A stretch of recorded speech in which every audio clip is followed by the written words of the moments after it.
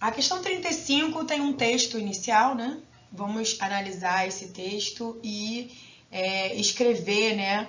Uma das técnicas que eu sempre falo para os meus alunos na hora de resolver exercício é anotar todos os dados, tá? Se você não viu ainda a live sobre técnicas de resolução de exercícios, tá lá no meu IGTV por tempo limitado, tá bom? Então, não sei quando que você tá vendo isso, mas hoje é 20 de março, ainda tá disponível. Então, a figura seguinte ilustra uma prova de tiro ao alvo com uma arma de fogo. O alvo é um círculo de 20 centímetros de diâmetro. Então, eu vou colocar D igual a 20 centímetros, tá? E está localizado a 50 metros da extremidade do cano. Então, ele já colocou D aqui. Então, eu vou colocar D maiúsculo de diâmetro, tá? Para diferenciar, porque ele já colocou D aqui. Então, eu vou chamar aqui D. Como aqui não tem esse valor, vou colocar D aqui para eu poder me organizar depois, tá? Está localizado a 50 metros da extremidade do cano, então Dzinho, 50 metros, cuidado com a unidade, tá?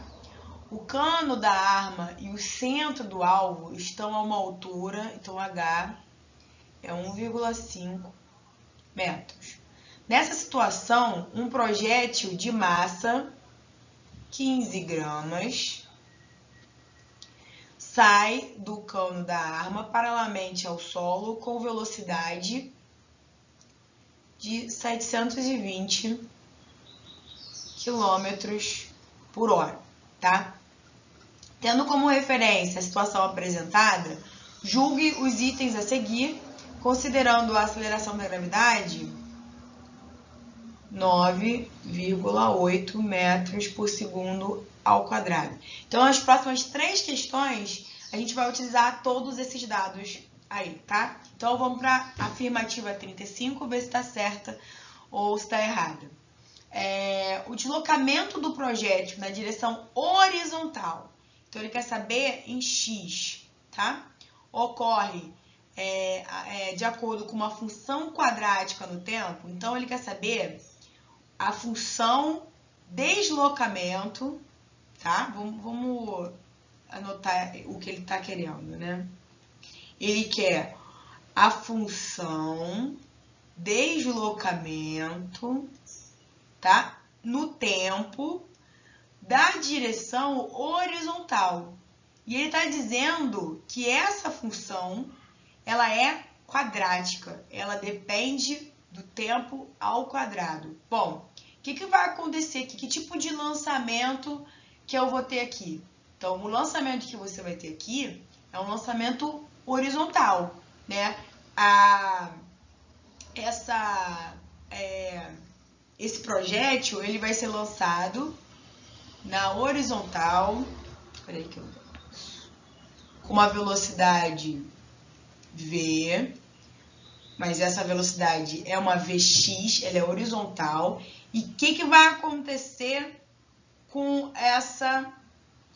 esse projétil? Ele vai ter um movimento parabólico, tá? Não sei se vai ser com alcance maior ou com alcance menor, mas ele vai ter um movimento que vai ser parabólico, né? E aí, a gente pode decompor esse movimento em parabólico em 2 dimensões, tá? Ele vai ter um movimento, né? Ó, vamos fazer aqui uma parábola, tentar, né? Ele vai ter um movimento na horizontal, tá? E vai ter um movimento na vertical. Você vai decompor esses 2 movimentos, tá? O movimento de queda na vertical, tá? Ele vai ser um movimento diferente do movimento de alcance na horizontal. Por quê? Na horizontal, eu não tenho aceleração. Então, que tipo de movimento eu conheço, né, que não tem aceleração? É um movimento retilíneo uniforme, tá? E como ele está falando só do eixo horizontal, é isso que eu vou escrever. Eu vou escrever a função do deslocamento em relação ao tempo do eixo horizontal. Como no eixo horizontal eu tenho um movimento retilíneo uniforme, né? Na horizontal, vou colocar aqui embaixo, ó, na horizontal, eu vou ter qual é a função de deslocamento? S igual a S0 mais VT. Então, depende do quadrado do tempo? Não, depende só do tempo, é uma função de primeiro grau. Então, essa afirmativa está errada, tá? Quem vai depender do tempo ao quadrado, quem vai ter uma função quadrática, é o eixo Y, que é um movimento uniformemente variado. Por quê? Porque existe a presença da gravidade.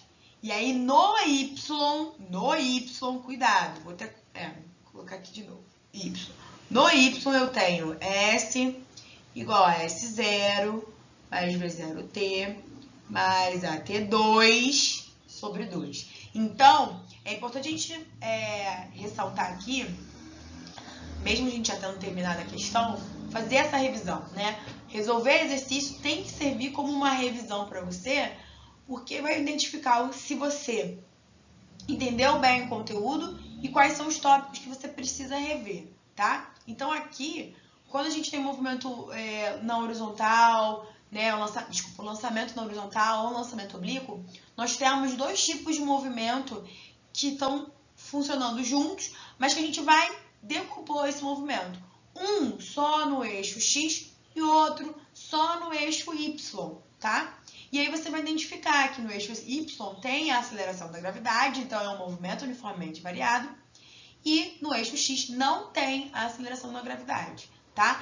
Então não tem aceleração nenhuma, tá? Na prova vai ter outra questão que a gente vai precisar ainda desse conceito de decomposição do movimento e a diferença entre o movimento retilíneo uniforme e o movimento uniformemente variado.